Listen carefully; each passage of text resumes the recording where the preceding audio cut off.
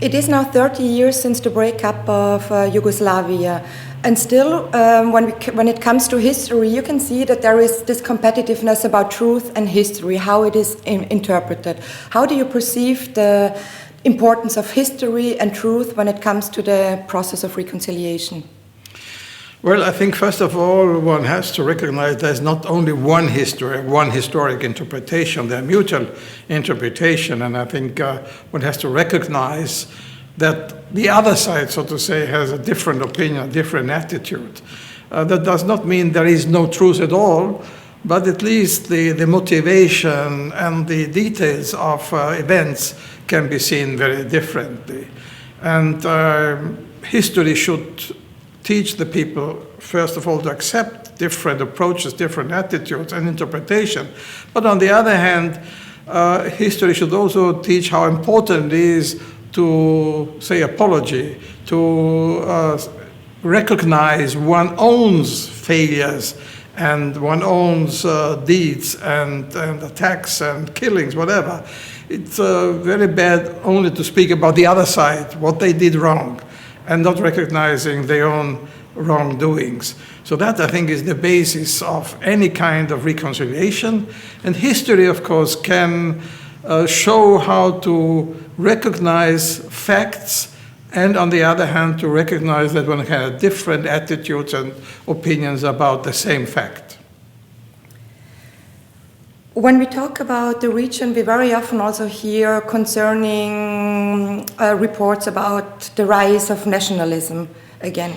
How important do you think is also victimhood when it comes to nationalism? And especially I'm talking about this competitiveness of victimhood, which is quite also in line with what you just said when it comes to history and truth. Of course, it is understandable that after the breakdown, the different nations resulting out of Yugoslavia have developed some nationalism, some pride, some patriotism.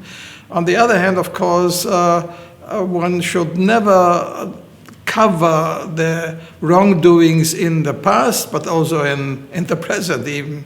And therefore, nationalism, or let's say patriotism, is compatible with recognizing one has created victims on the other side. So nationalism means one sees only oneself as a victim. And patriotism means you can always accept that the other side has been victim of wrongdoings by one own side. So I think this mutual recognition is a real basis of mutual recognition of patriotism, but is contradictory, of course, towards nationalism, especially extreme nationalism, as we see it still in the Balkans very often, too often. You have been very active in the region for your long political career as in the European Union. How do you assess the process of reconciliation from your own experience in the last years when you have been working in the region, especially probably also in Croatia? Well, in Croatia, I saw some positive development after the war.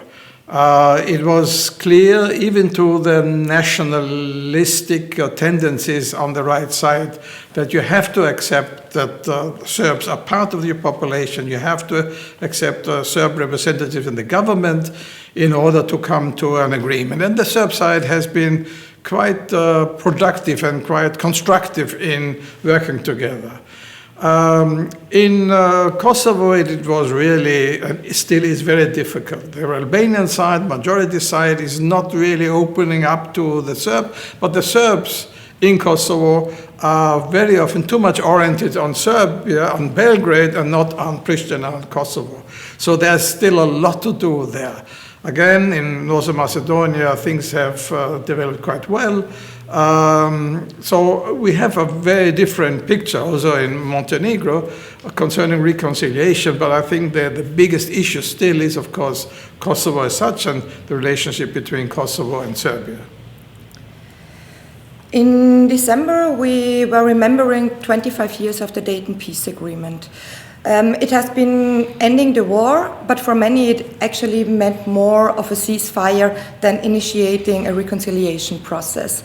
Just recently we heard of a non-paper, probably Slovenian non-paper with a non-author, who was also challenging then again how Bosnia and Herzegovina should probably evolve in the future. And there was also this other case from Vučić and Tači some years ago when they talked about changing borders between Kosovo and Serbia. How do you assess these ideas? Do you think they're innovative in one way, or we should say no, border changes is not possible from our perspective and is detrimental to reconciliation? Concerning Bosnia-Herzegovina, you can see the glass half full or half empty. So there is, of course, some success. There is no war anymore, and there is a more or less peaceful living together. On the other hand, of course, people from the inside, but also from the outside, are stirring up again and again and making troubles.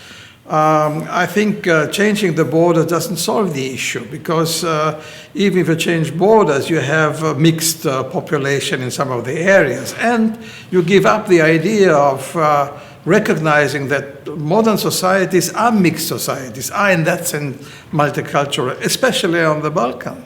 The Balkan is a region where you have so many different religious beliefs, nationalities, languages.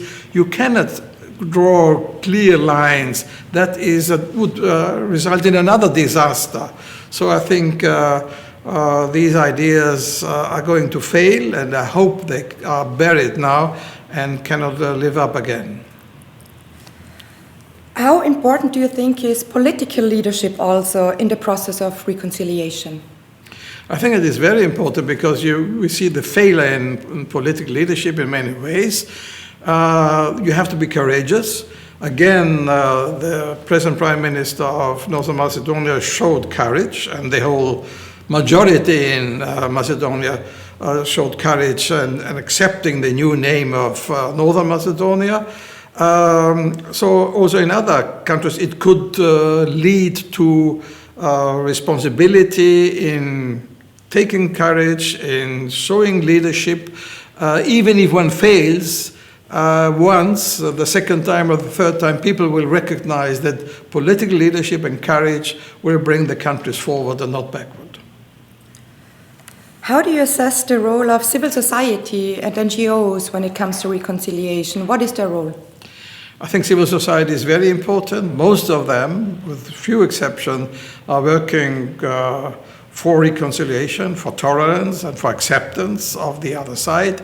They start talk to each other, even if they are, one-sided on some of the elements, and if they're supporting their own governments, at least they are open for a dialogue. At least they are open for an exchange of ideas. So I think without civil society, reconciliation cannot take place, cannot be successful. Civil society, you said, is a very important tool for fostering reconciliation. But what about press freedom and media freedom? Because we know that in many states, and especially I'm talking also about Serbia, that the press and free media is very much under pressure. Also when it comes to the process of self-censorship. So how important do you think press freedom is for reconciliation? I think the media policy, especially also of the European Union in that region, has been a failure. We were very hopeful that the media, who, for example, brought about the change in Serbia together with the students' organization Otpor, that the media could also carry on and be the basis of new democracy in the region. Unfortunately, many of the Western European press magnates and press owners were not very helpful in creating open-minded media who would foster and enhance cooperation and reconciliation. So this is a disaster, and what is done today in Serbia especially is according to the model of, unfortunately, Hungary and Poland and other countries, is very, very negative to media freedom, and is really trying to control media. And therefore, as long as we don't have new media and strengthening of social media who are open for reconciliation will be not really successful. When we talk about the region, we always hear and say that the future of the Western Balkans is within the European Union, and nobody actually challenges this idea. I mean, there might be challenges when it comes to procedures. So how important do you think is the European perspective for the region when it comes to reconciliation, and why?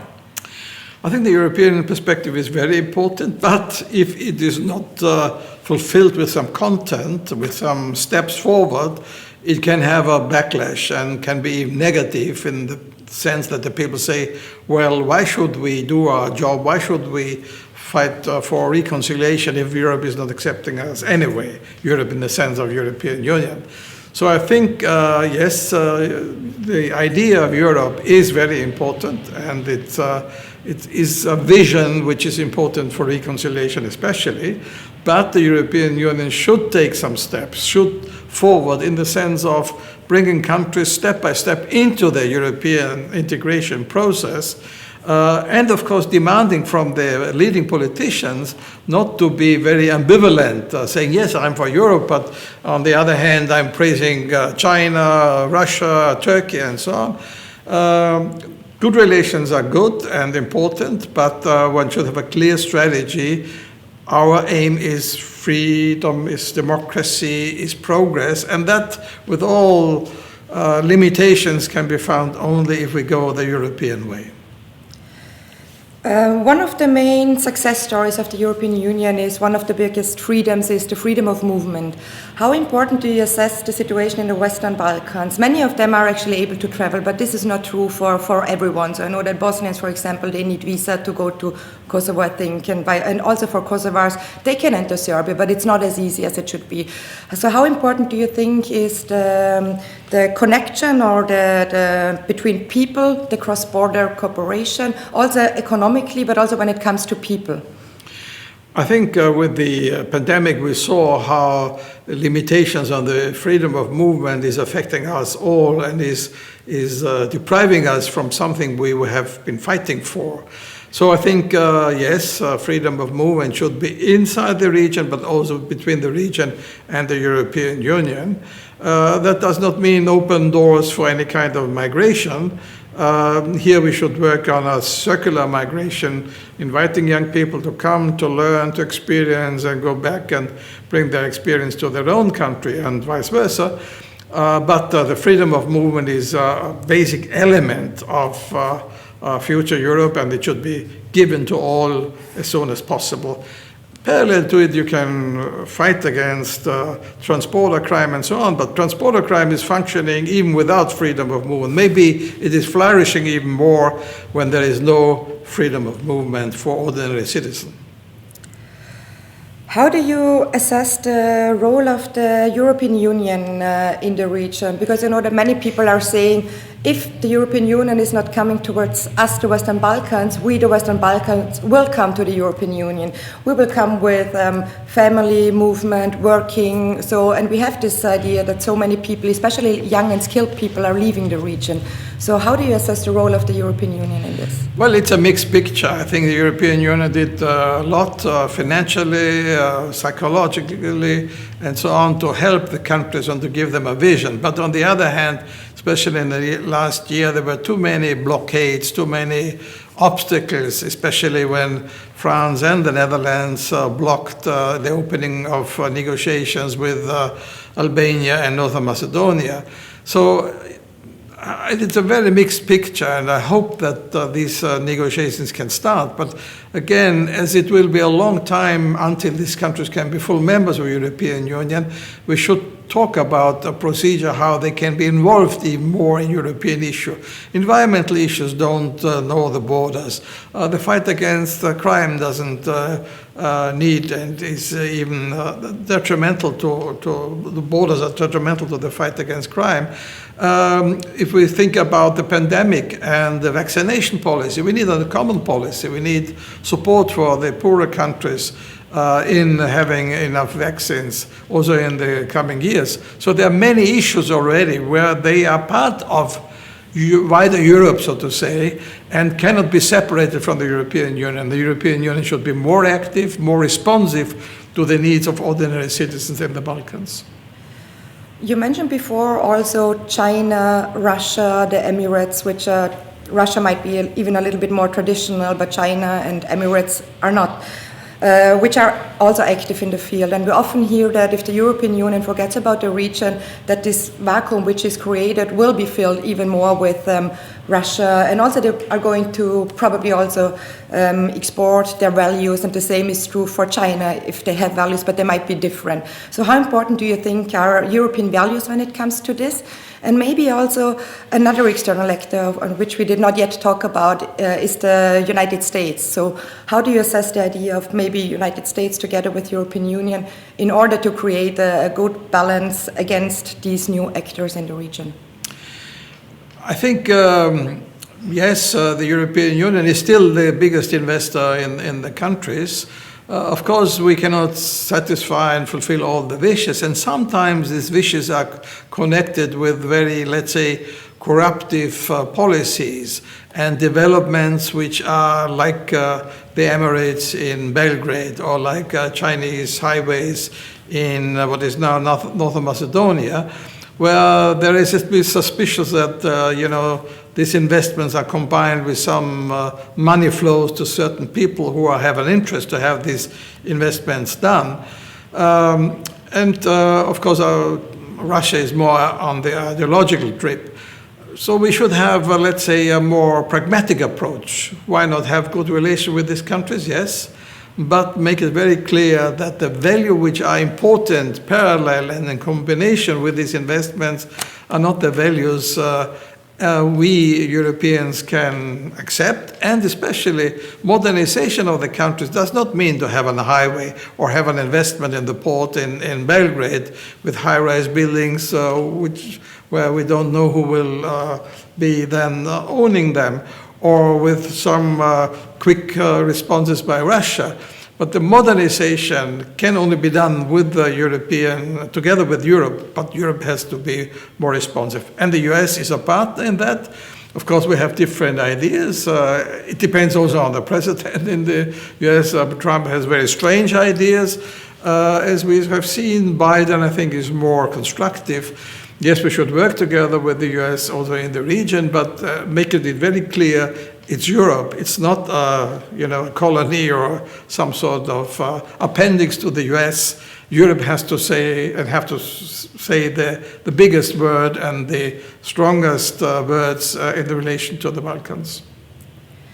We very often hear that the European Union should do this or the European Union should do that in order for the region to make progress when it comes to also being more democratic, being more value-based. So how important do you actually think is the region and the political leaders themselves? What should they deliver towards their own societies, in your opinion? What would be the advice you would give to them? Well, I think they should, first of all, ask themselves what are the needs of the citizens. How they can create jobs for the people in the country themselves, how they can create a social system which is at least meeting the basic needs, especially if you look at the pensions, they are very, very low, extremely low. How can the environment be improved? We can see the smog in Sarajevo and other countries, and environmental degradation. So I think these issues should be in the forefront of the discussion and not the national issues and the nationalistic issues. I think that would help the people very much and would overcome this kind of ideological fightings you have and the kind of nationalistic antagonism you have. You have to overcome that, and you only can overcome if you deliver the goods the people are interested and they need in order to live a life which is, let's say, more safe from the economic field, but also from the environmental field, especially the children who are suffering from this very bad environmental situation in many of the regions of the Balkans. It has been now 30 years since Yugoslavia broke up. And still we can see there is not really, reconciliation is not something which ended. And many say that reconciliation is a process for generations, even generations to come. How important do you think in this is also empathy and tolerance and also emotions? I think emotions are very important, especially in the region. My whole experience in the region has always been, and you look at the music, for example, coming from the region, that emotions play a very, very big role. So that's not bad. That's not good or bad. I think you have to use emotions to create some positive elements, a positive attitude, and you can do that, and that empathy. Therefore, for example, literature is very important to have young men and women who are writing novels, who are writing essays, where they try to take up the issues of the region without, the finger of a teacher, you have to do. No, you have only to show as it is possible to overcome it. Also, film would be important. Unfortunately, one of the biggest filmmakers, Costa Rica, is going in a more nationalistic way. But I saw a lot of films who try to show the suffering on all the sides. It's not only that in Bosnia only the Bosniaks did suffer, or only the Croats did suffer. Also many Serbs did suffer. So I think important is to show that the suffering is widespread, but also the hope and the vision people have to live a better life is very widespread. And therefore we should overcome this negative attitude, but create positive emotions. Without emotion, the region cannot be understood and cannot be improved. Last question. What would be your wish for the region in the next, let's say, 5 to 10 years? Well, my wish would be that young politicians take over who have a different attitude. Young leaders, I would say, it's not only politicians, it's economic leaders, it's leaders in the cultural way. And as we spoke about the literature, also in the literature, too many people are relying on the past and the past wars people had against each other. I think there is no region in Europe where in itself there have been so many wars and conflicts and antagonism.